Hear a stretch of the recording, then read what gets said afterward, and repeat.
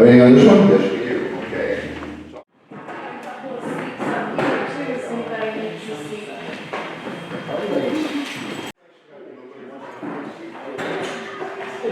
Usually we've already got people butting heads here.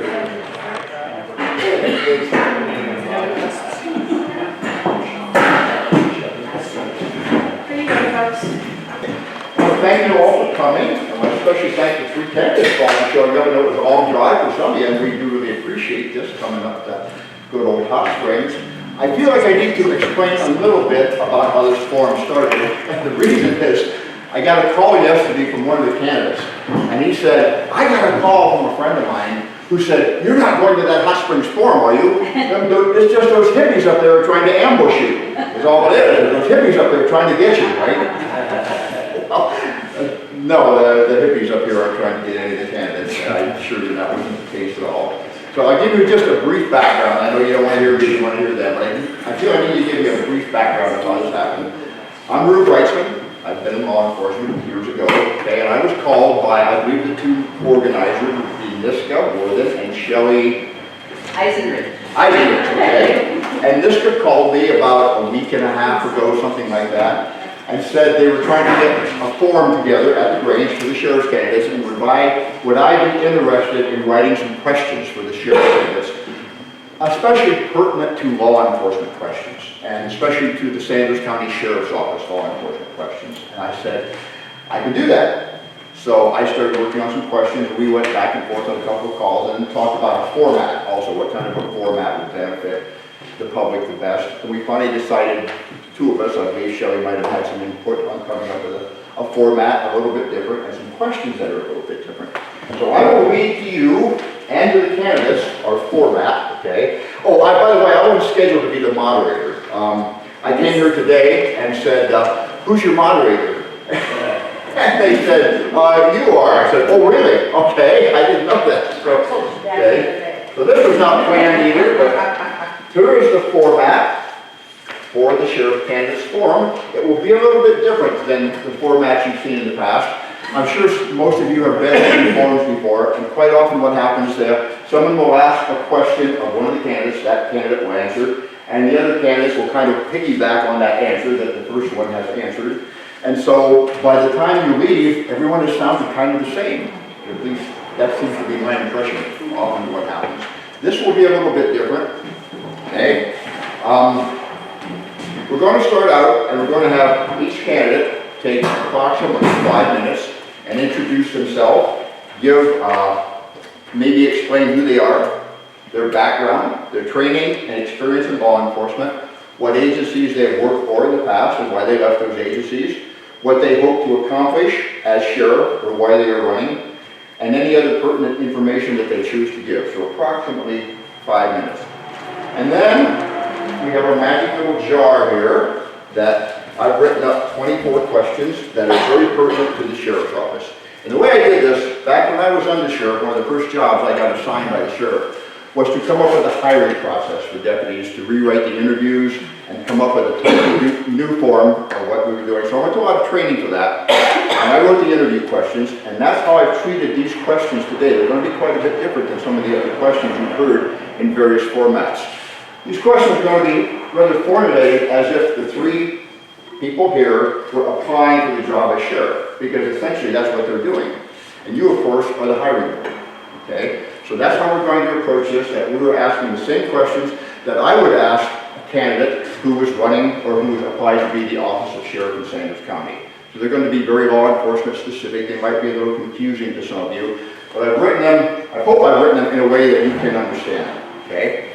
And then at a certain time, or when the questions are exhausted, I doubt they will be, we will have a break, maybe what, 5:20, 5:30, something like that, okay? And then we'll kind of divide the candidates up, and you can walk around and talk to the candidates. You can ask them questions. The questions we're asking here are very law enforcement specific. They're not political, they're not social, they're not cultural. Some of you may have those kind of questions. So you're free to walk around after we're done here at 5:30 or 5:20 and ask questions to the candidates if they're acceptable to that, okay? Because one of the great things is you get to meet the candidates. And this is a sacred process. As far as I know, the United States is the only country that still gets to vote for their law enforcement officers. I don't know any others, you know? It's a little white. And not everyone in the United States does. Some states, either the sheriff's office like Kentucky are only process servers, they're not really full law enforcement officers. Some states I don't even know they have a sheriff's office at all. So this is kind of a sacred thing we're doing. It's been around a long time, and we're one of the few places that are left to do it, so I think everybody's going to be very polite and honorable and treat the candidates with the respect they deserve for this because it is a sacred honor. So thank you for coming. Okay? So, I don't know if you just want to start in order and give your talk. Is that okay? Okay. So my name is Lanny Hensley. I'm currently with Sanders County Sheriff's Office. I've been with our Sheriff's Office here since 2011. Come July 1st, I'll have 31 years in law enforcement. I started off in a little place called Sublette County, Wyoming. It's the Pinedale, big piney area. I don't know if anybody's familiar with that, but it's a long ways from nowhere. I started off with that Sheriff's Office, and in 1995 I started there, and in 1998 my buddy, the highway patrol officer, told me how great the highway patrol was and that I should apply with them and join the highway patrol, so I did. And they sent me right back to the same county I'd been a deputy, so I stayed there for 6 more years, and then ended up transferring to Cody, Wyoming, which is kind of where I'd grown up, and I worked there for 6 years. I decided the highway patrol was, their retirement system was kind of wacky down there, and I kind of missed the work of doing work for the sheriff's office.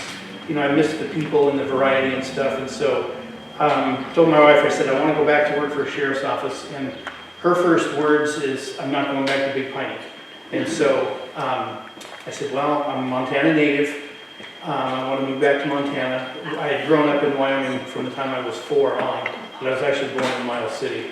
So I started looking at sheriff's offices in Montana that were rural, because that's what I liked, is the rural style of law enforcement. And I applied with Sanders County and got hired. I started at the beginning of February in 2011, and Rube was my boss at the time. And about 18 months into that, Rube retired, and he and Tom called me in the office one day, and I thought, what now? And Tom says, well, Rube's going to retire as the undersheriff, and he goes, would you be interested in the position? And so I said yes, and I wound up holding that position for a little over 10 years, till the end of 2022, and then when Sheriff Fielders got elected, Jerry Johnson took my place as undersheriff, and I went back to patrol. During the time I was the undersheriff, I did get a lot accomplished as far as things that needed to move the agency forward. We needed laptops in our vehicles. I made that happen.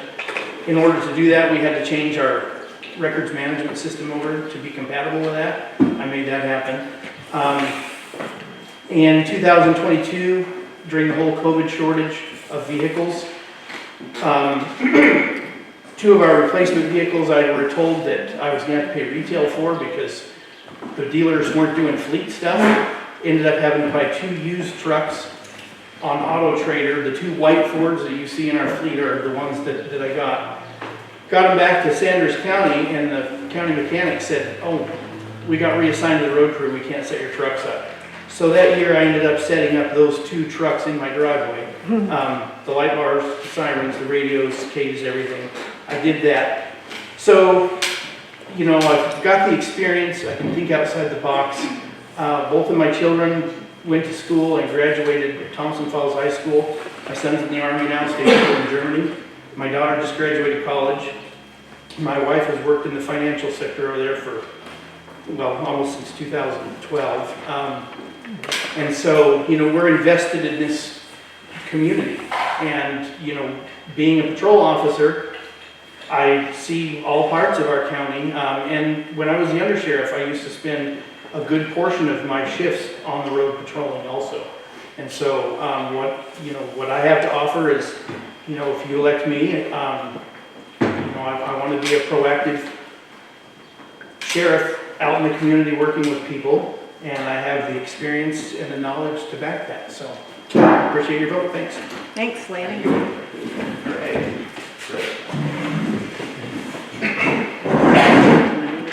Hi, I'm Chris. I think I know almost everyone here. There's a few people I don't. I was born in Texas, but I moved here in 2010 after my parents moved here in 2009. In 2016, I became a peace officer in Plains, Montana, and I worked there until 2023. And in 2019, I met the love of my life, Natalia. She's here, and we ended up having 4 beautiful children in about 5 years. It was pretty crazy because the last set were twins, or the last time we had kids, it was twins. Things didn't go exactly as expected in 2022, so I ended up going to work in construction while I was still working for the police. And in 2023, I left Plains Police Department.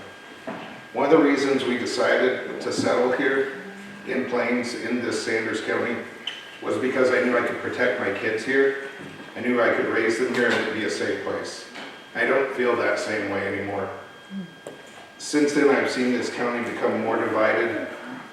I've heard people from east to west about unresolved cases, including my deepest concern for Heather Tift, who went missing in Hot Springs in 2021, and there was no investigation ever started, an official, actual investigation. So I'm running to restore real response, real justice, and real trust in the Sheriff's Office. Thank you. Thank you, Chris. Thanks, Chris. Hello everybody, I'm Shawn Fielders. Some of you know me, some may not. I'm current sheriff of Sanders County. I'm going to show my age. I started in law enforcement in 1986 as a reserve deputy for Lynn County, Oregon. Don't hold that against me, please. But I went from a reserve deputy to full-time deputy in short order, and I did my entire 27-year career with that same county. I started at the bottom, worked my way through all the ranks, got to do all kinds of different specialty assignments. Anywhere from looking for warrants of community recovery to forest patrol, marine patrol, ended up as a sergeant, road sergeant. I got on the SWAT team, and by the time I finally did retire after 27 years, I was a SWAT team commander and senior road sergeant. So I spent the entire time on the road. I was never in office, which really drives me nuts now, by the way. I finally retired. My wife was also a deputy for the same county. She worked in the corrections division. And I had some time left before she could retire and move out here. We planned to move to Montana for years. We had some friends that lived out here. We've been here, we loved it, and we wanted to get away from Oregon more than anything. So I went over to Iraq. I'd been there once before. I was a contractor, military contractor, and I was there until 2020.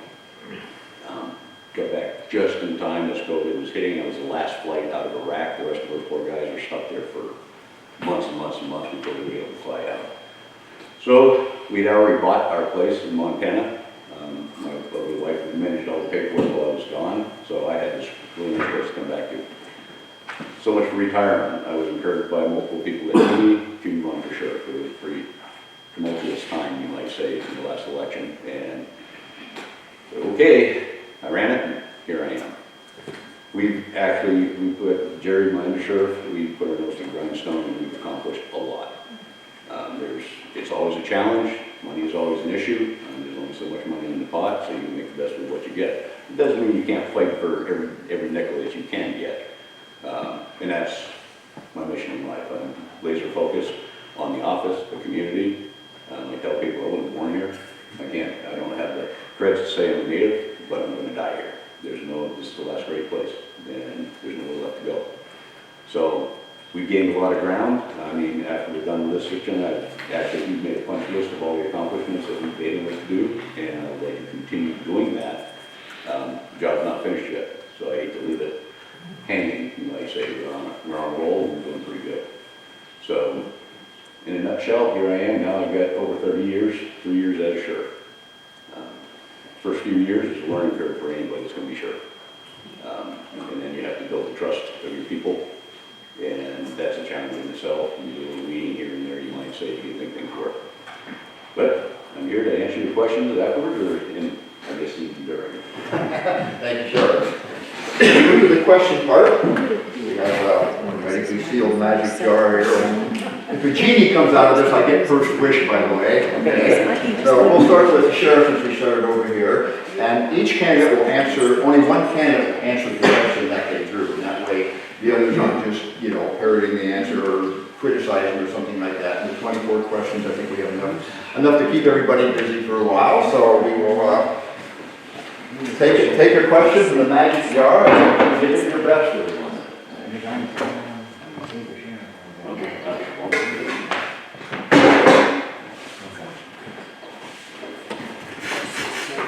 I'll read it to the audience, please. Okay, can you explain a Terry stop? What a Terry stop is and how it relates to probable cause and particularized suspicion. Terry stop is basically when you have somebody that hairs stand up on the back of your neck and you're like, I need to talk to that person. A Terry stop is when you're going to stop and do a field interview. Basically, you're not arresting that person, you're not detaining that person, so you're doing a Terry stop, you're going to, hey, you got a minute, can I talk to you? And if they tell you to go pound sand, you're pretty much going to leave it at that. Surprisingly enough, most of the time they'll stop to, yeah, what do you need? And then as you start building questions and whatnot, you can actually come up with probable cause to then hold that person there for more in-depth conversation. But a Terry stop is just literally, hey, how you doing today? What's going on? That kind of thing. But police officers, after a certain amount of time, will get to the point where there's something wrong with that scenario. They're just in the wrong place at the wrong time. What are they doing out here at 2 o'clock in the morning behind the building type thing. So those people want to stop and talk to you. But I think that pretty well covers that. Particularly the suspicion. I mean, it's, again, that's not probable cause. That's suspicion. But that also builds to probable cause. So as you go from the Terry, you get into more suspicion, and then if you get probable cause, then they very likely may end up in the arrest or at least holding people until you get the questions answered that you want. Thank you. Thanks. Choose, Chris.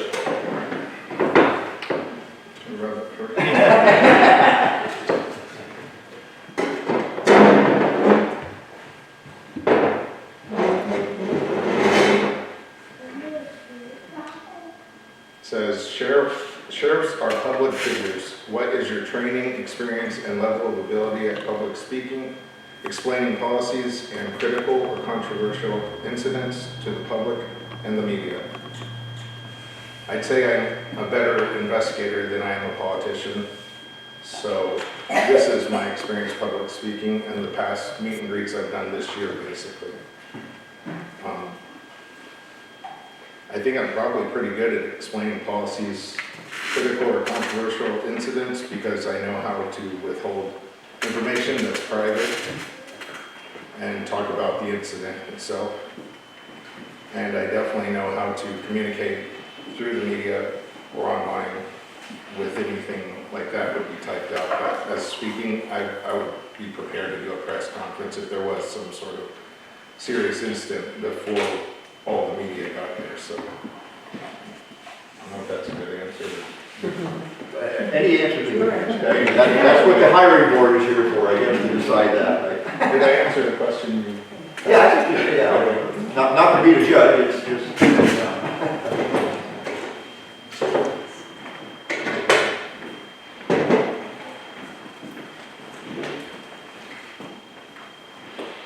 Describe the concept of reasonable and prudent and how it relates to law enforcement. I am very much a proponent of spirit of the law versus letter of the law. I think, especially in rural law enforcement, just because you can issue a citation to somebody for every tiny little infraction, does that mean necessarily you have to? No. Reasonable and prudent, I think that all boils down to officer discretion.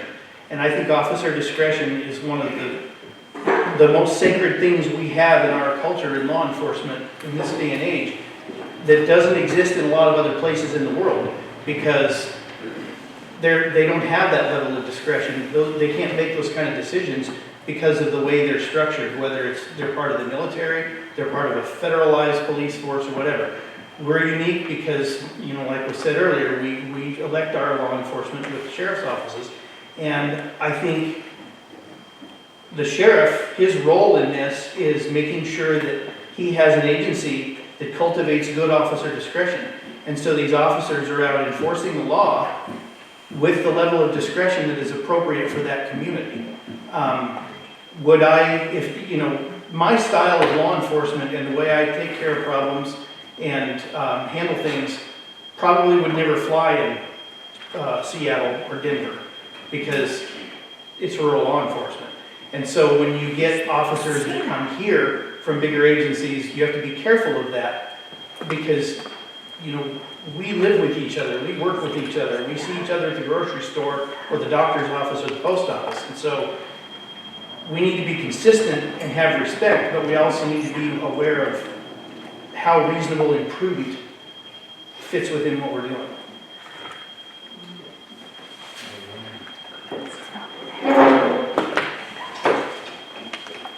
Ruby?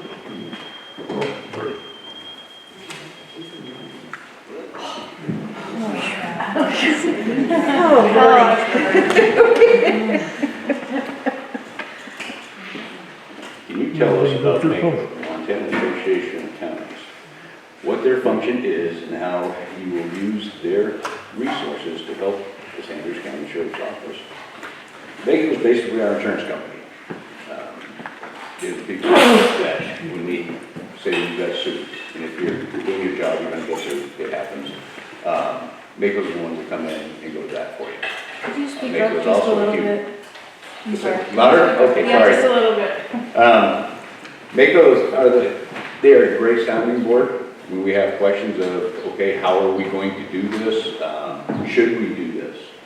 Dealing with personnel. If we have a personnel issue, it's like, you know, this is going on, should we go, we're thinking about disciplinary action. What's your recommendation on how to go about that? These are the people that we talk to so we don't get ourselves in the pickle and get sued worse. But basically, MACO is the one that insures the county and the sheriff's office especially. And as far as using them, we do it regularly. I mean, we're contacting them, asking them, you know, what's the best way forward, what's the best legal way forward, so we don't do something that will get us in the bind. Thank you.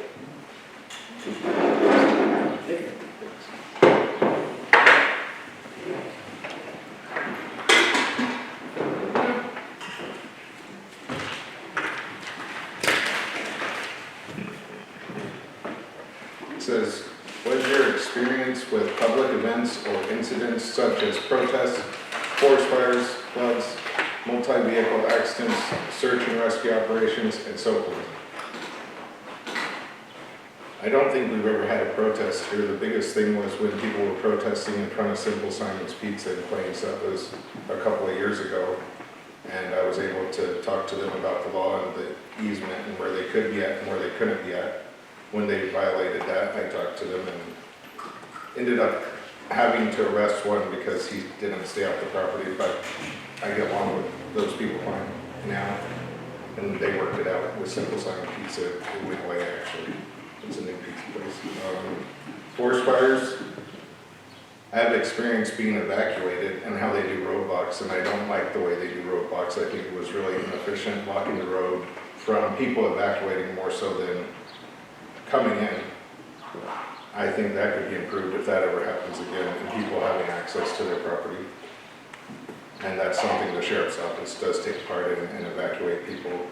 One person, Bob Abel, actually told me that, you know, the VFW and Knoxon, everyone knows everyone in these VFWs, and they can help evacuate people because they're going to know everybody in that community, whereas we might not, because we're not in every place. I'd like to try to be in every place, though. Floods, we haven't had too many floods. There was a flood in Plains once where the river crossed the road, and it wasn't too much of an ordeal. Multi-vehicle accidents, I've responded to multiple accidents over the years, and usually I was the first one on scene, and I was able to address the situation and communicate with the ambulance or anyone that was en route and let them know what was going on. I think Lanny has too. Search and rescue operations. I've helped search for people. I have not actually been part of search and rescue in the sheriff's office, but I would like to improve that. I think that's all it's asking for, is my experience, so that's about it, I think.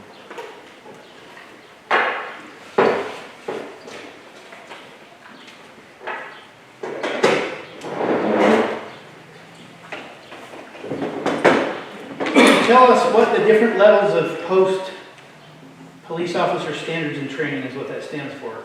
There are, and what your level is, either Montana or another state. Actually, on that table back there is all my certificates, and you can see those for yourself, but I'll just go through them.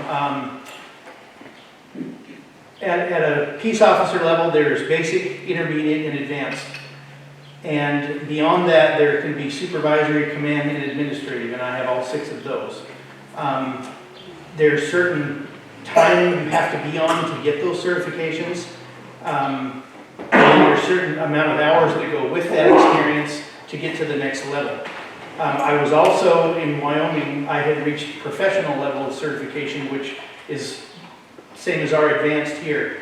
When I moved to Montana, I took what was called the equivalency test. So I went through the 2-week equivalency course, which is where Montana agrees to recognize your post-training if you're from another state.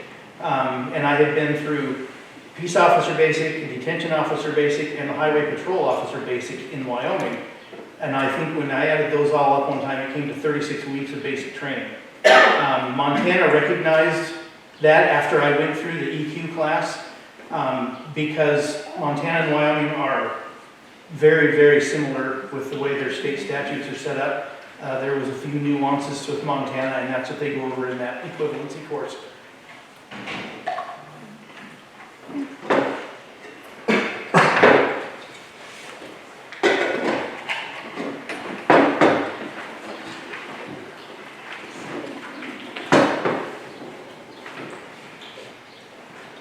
Can you tell us about CJIN, Criminal Justice Information Network, and how much training and experience you have at working with it?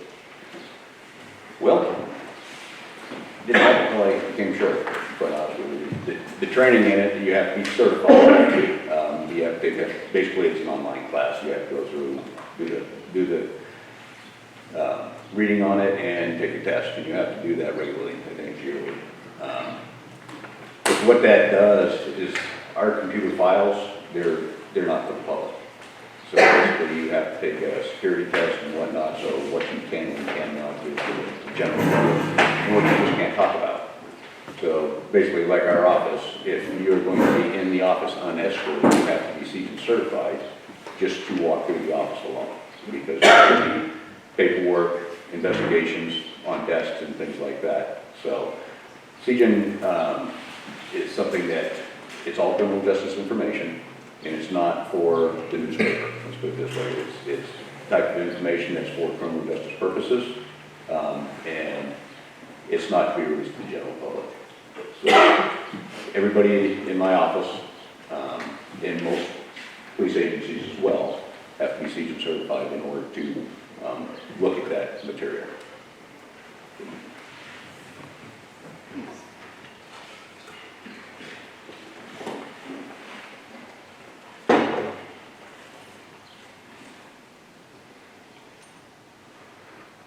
It says, can you describe the National Crime, or it says NCIC, National Crime Information Center, and what role it plays in law enforcement?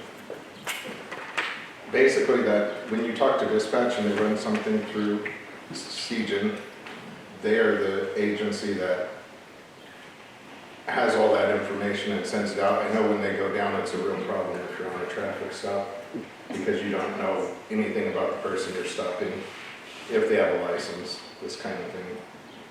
But it's almost exactly kind of what he was talking about, CJIN, they're just on top of all that.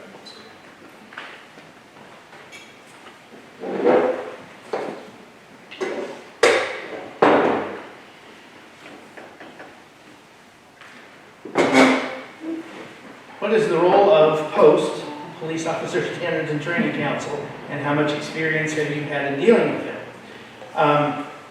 So the previous question I had, post oversees officer training and certification within the state of Montana.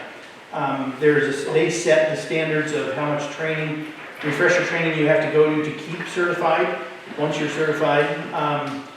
And then as an administrator, you have a certain amount of time when you hire somebody, you have to fill out the paperwork and send that into post so they can add them to the post rosters.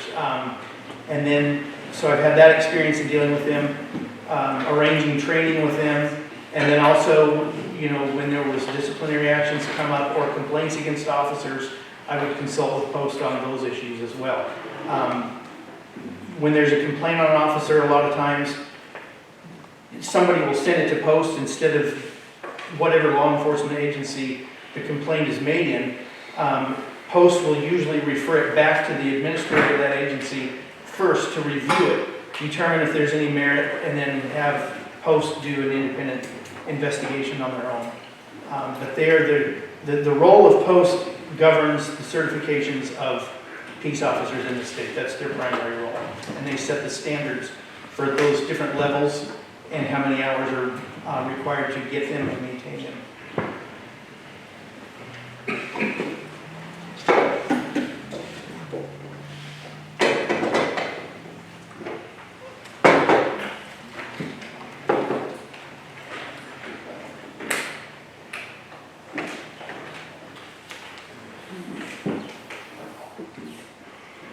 Sheriffs often end up as an incident commander. Louder. Sheriffs often end up as incident commanders, sometimes on multi-agency and multi-jurisdictional incidents. What is your training experience in NIMS, National Incident Management System, and ICS, Incident Command System? At what level of incident command have you been trained? I've actually done a lot.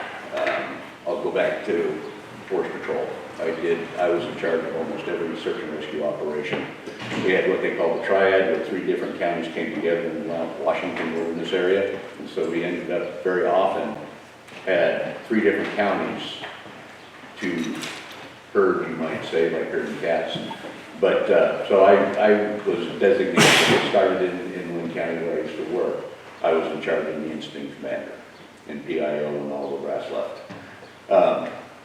As far as multi-jurisdictional as well, we had, back to the question of protests, we had a huge amount of timber protests.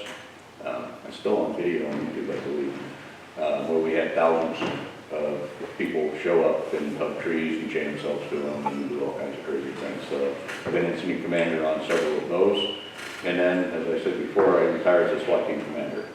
And so we had multiple incidents where I was totally in direct charge of that, and we brought in other teams. They all fell under my jurisdiction as far as leading those and leading the charge on that. So I'm very familiar. I've also been to the inland school for search and rescue. It's put on by the Coast Guard. It's an extensive school. It's an 80-hour class, basically, it's 2 weeks. So we're from map reading to down aircrafts to you name it. So I've had a lot of experience in incident command.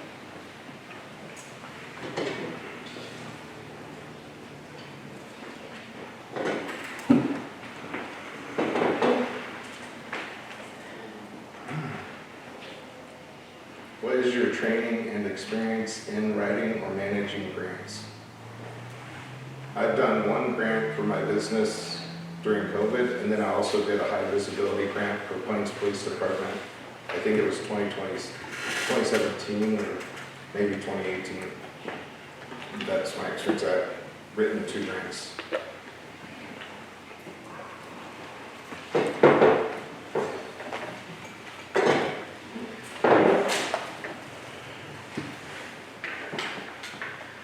Sometimes the sheriff has to act as a PIO, Public Information Officer. Can you tell us the role of a Public Information Officer, the legal obligations of the public's right to know versus the legal restrictions of the criminal justice information and someone's right to privacy?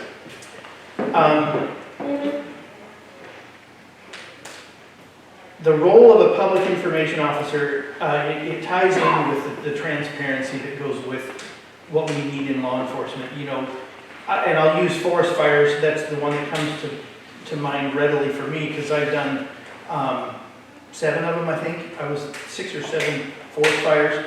And, you know, when the sheriff was gone, a few of those times when the fires would start, I had to relay information out.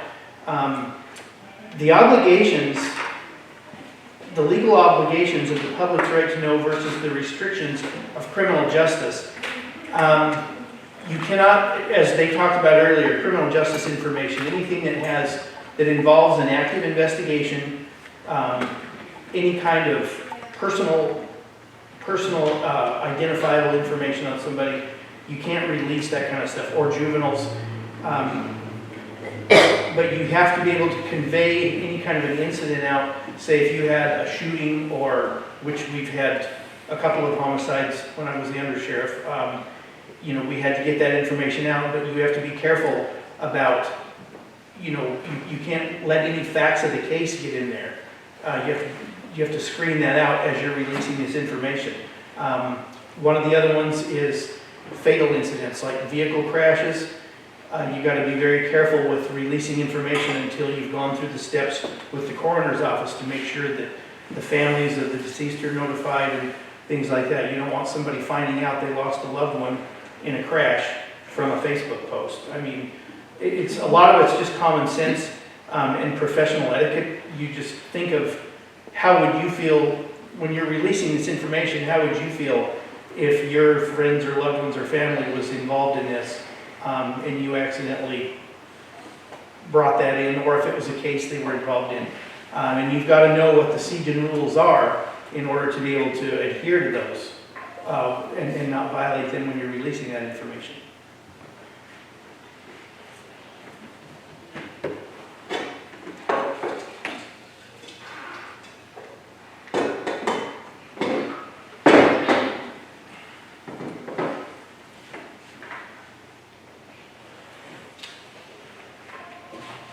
What is your training and experience in handling public sector budgets and the laws regarding them?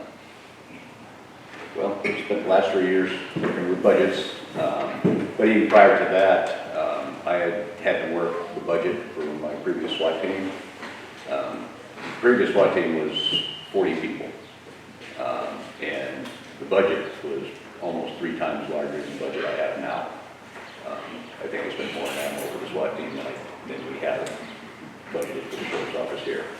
So I have quite a bit of experience, but again, pot's only so big. So I was told multiple times I need to trim my budget a little bit and tuck in the edges. Here, it's always going to be a battle.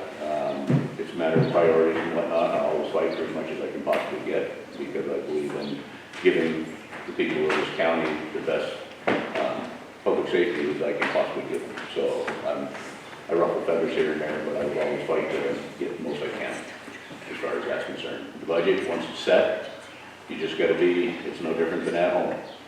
You get a certain amount of money, you're going to make it last a year. And so you need to be able to fool with it at first in case strange things happen, things break down, and major incidents happen where you have to spend money that you don't expect. So we always want to make sure there's something in the pot to fall back on if you need to. And you don't do any major spending until you get to the end and you think you're safe to do that.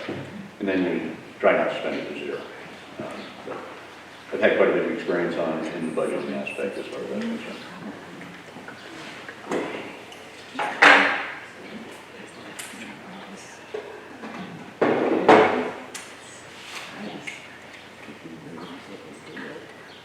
The Sanders County Jail holds between 20 and 30 prisoners, and the sheriff is responsible for its operation.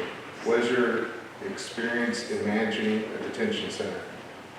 I don't have any experience managing a detention center, but I do have experience with detention and the jail, and a lot of the officers here.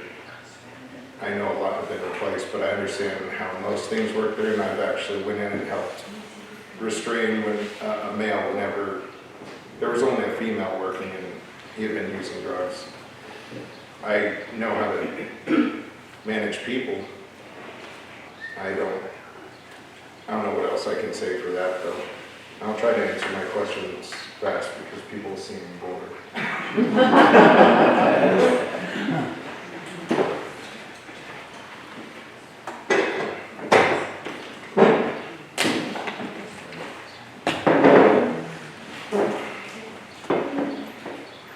What are the MCA, Montana Code annotated requirements to become a deputy sheriff, and under what circumstances and procedure can they be terminated from their job? Without looking exactly at the MCA, I can't tell you exactly what all of them are, but I can say what some of the big ones are. You know, misconduct, that can include any criminal act that's committed on duty, serious infractions of policy,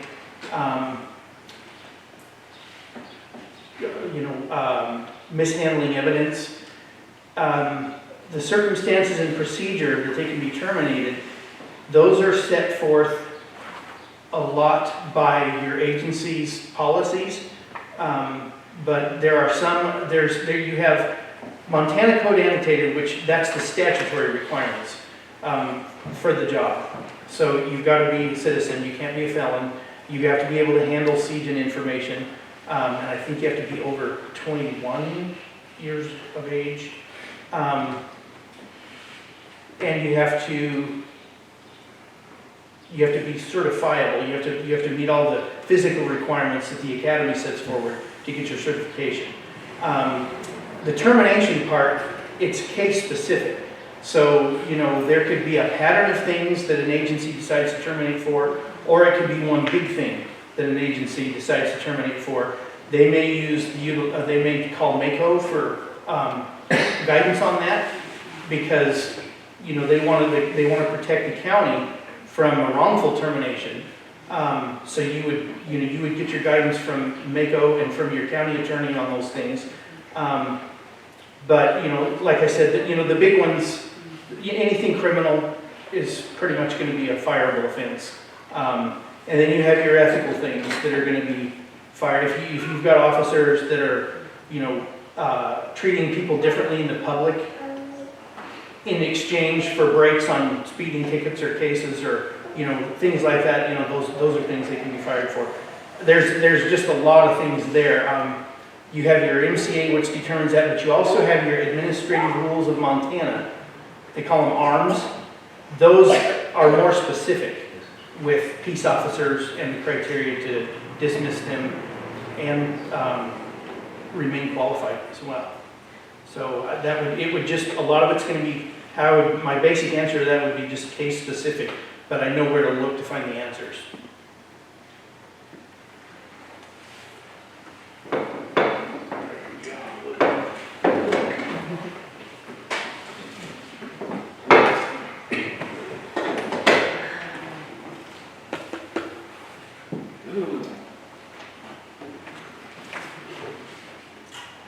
You describe the use of force continuum and when different levels of force are justified. Well, the first level is presence. There's several different levels, and you can go from presence, going up to talking to somebody, all the way to the top that quick, depending on what happens. But then, basically, the force continuum is what is reasonable. So if we go up and talk to you, just your command presence, that's actually the first level of show force. Next is that you have to put hands on somebody or give them orders or commands. And then it goes all the way up to lethal force. And they break it down into a force continuum, and what happens a lot of times is new officers especially get kind of wrapped around the axle. It's like, oh man, I gotta check that one off, I gotta check this one off, check that one off before I can get up to here. So it takes a lot of training, and the training is huge when you come to the force continuum, because like I said, I mean, you're out talking to somebody and they all of a sudden reach for a gun, where do you go from there? You skip 2 through 9 and you go up to 10. But there is a continuum, there's reasonable levels of force. You know, basically they go fisticuffs, while we go with a taser or a baton. You know, they pull a knife, we go right to the gun. And there's several in between there. But there is a force continuum that you have to abide by, and that's when juries will look at that. You know, you see use of force cases all the time in the news and whatnot. Some don't turn out very well, but people don't realize as well, though, they're not there at the moment. So you got to be able to articulate whatever force you use. Where was it on that continuum? Was it you're allowed to use one level of force up from whatever is being used on you? And that's the one advantage why we have the bat level toys. But that's the continuum, you have to be ever so careful about it. It's real easy to go too far on something that didn't need to. I mean, if you get somebody in cuffs, you rough them up after that, you're done.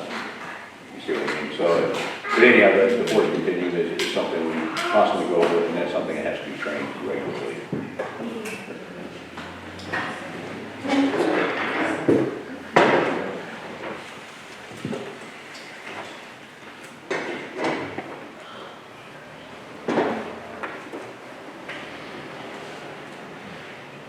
How much courtroom experience have you had? How many times roughly have you given sworn testimony before?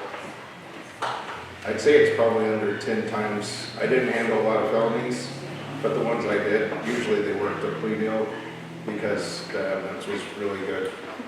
The same thing with misdemeanor citations. Most people accepted what they did wrong. So I spent very little time in court. There's maybe, it's under 10 times, I'm sure. I've given testimony.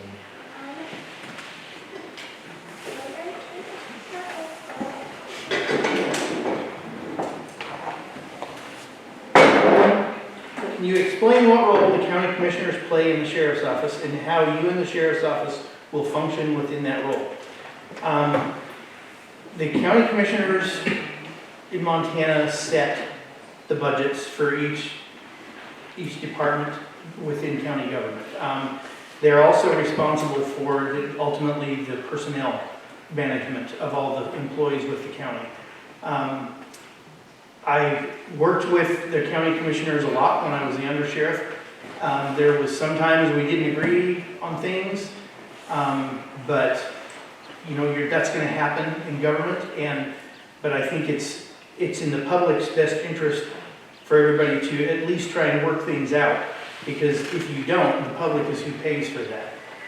And I don't think the public elects people who are going to, fight like junior high kids. And that's what happens. You see it all over the news. It happens all the time in these other places. Look at Washington, D.C. right now. I mean, people in this country, I'm one of them, are just politically fatigued with the inability of elected officials to get along with each other. And, that may mean working some extra hours. That may mean having to compromise on some things you really didn't want to. But at the end of the day, you have to ask, what's in the public's best interest? So that's how I would handle that.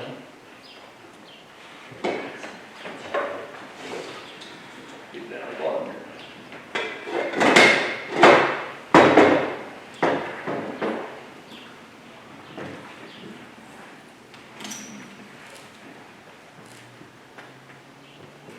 What is your experience in working with other law enforcement agencies, state, federal, and tribal?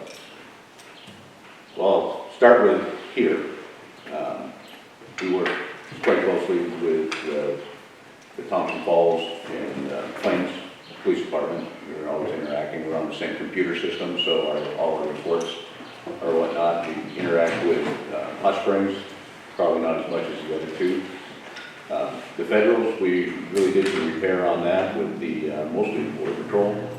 The relationship wasn't quite that good when we came in. We actually have a really good working relationship with Border Patrol now, to the point where if we pick up an illegal that they want, they literally all hold them and they'll be down within hours to pick them up. So it's not somebody that I have to throw in the jail and set up for days at a time. I think the longest we've had to wait is like 4 hours and they're down there. We have a good report with the FBI, even ATF, and as a firearms dealer, ATF was a very good for a long time, trust me. But actually, the guys that come up out of Missouri, they're actually pretty squared away. They're not out trying to take people's guns for the most part. And sometimes we have some really bad guys that federal law will get them out of here permanently. So we work well with them. But yeah, I enjoy working with the other agencies. We just don't have enough manpower. So other agencies and even the feds, sometimes. But when we get more people to come in and help us do the job and get the bad guys out, we work with us.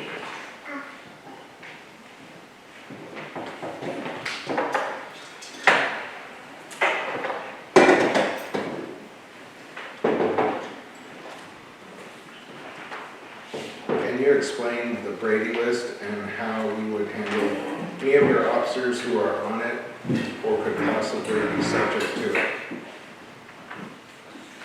The Brady list is a list, a prosecutor's list. It could be any prosecutor's list. It's semi-private, but it's for sure that they make a list of officers that have shown to be dishonest one way or another, and they keep that list so they don't have them testify in court because that can be used against them if they were dishonest before. It says, how would you handle any of your officers who are on it or could possibly be subject to it? I'd prefer not to have dishonest officers.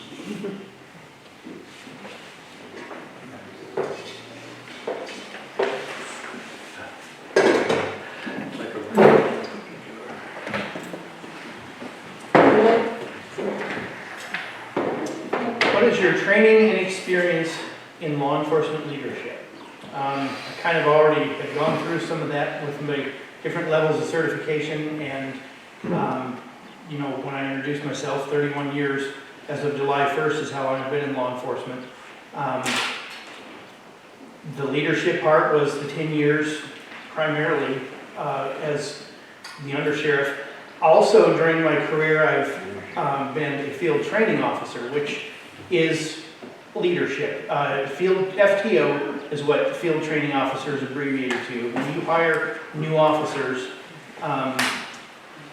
they have to go through training, and that was one of the things I established within the sheriff's office was a recognized formal field training officer program instead of just, you know, the old days of here's the keys, can you work night shifts, and you're on your own.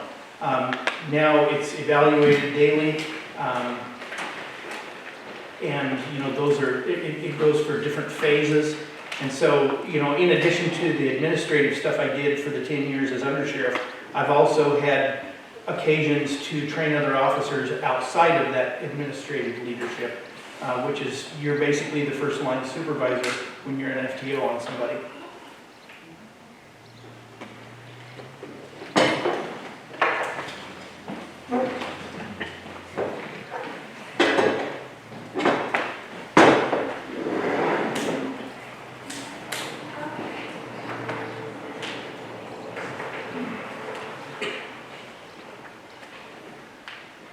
How much training and experience have you had at hiring and or training other law enforcement officers? Can you tell us briefly about the hiring process?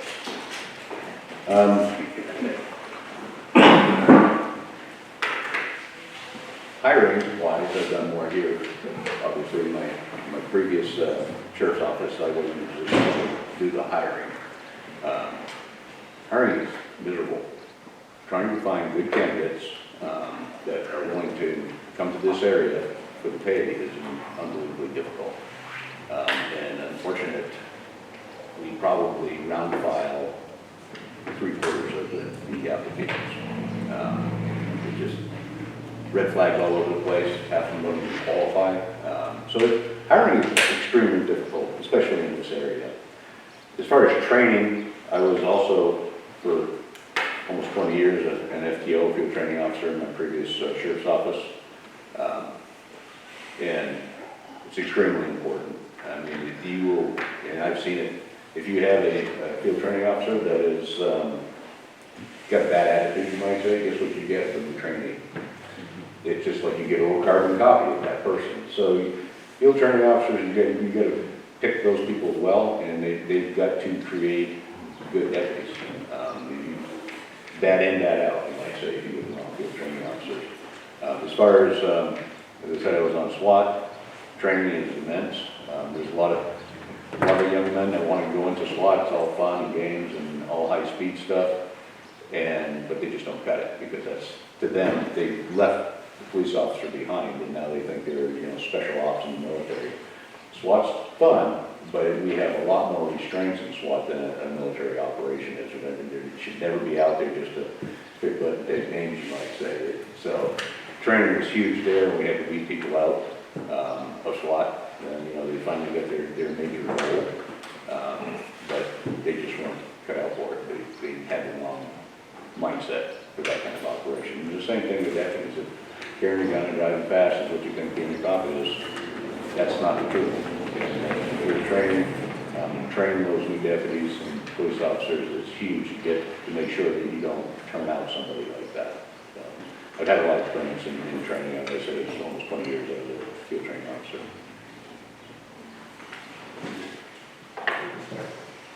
I think these are the last two questions.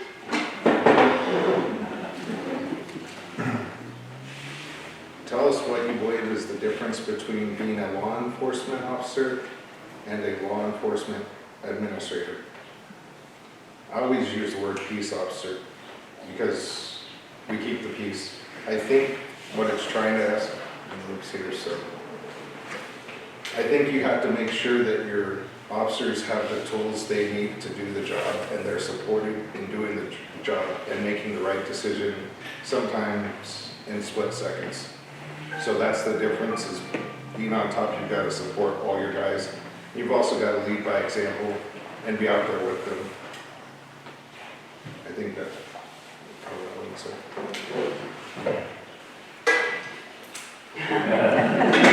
No genie. Here.